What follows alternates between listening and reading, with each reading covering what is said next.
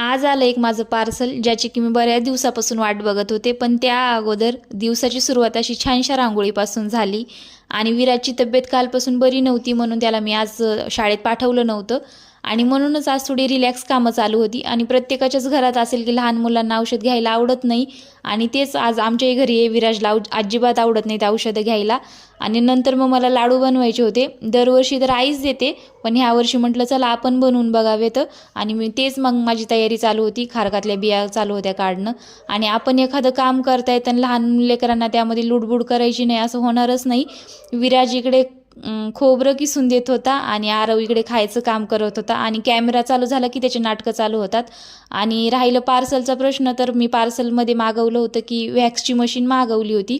तशी तर इच्छा होती माझी की लगेच वॅक्स करून बघावं, पण मग वेळ नव्हता, कारण का लगेच संध्याकाळच्या स्वयंपाकाचा टाईम झालेला होता. त्याच्यामुळे म्हटलं वॅक्स करायला बसले तर बराच वेळ जाईल.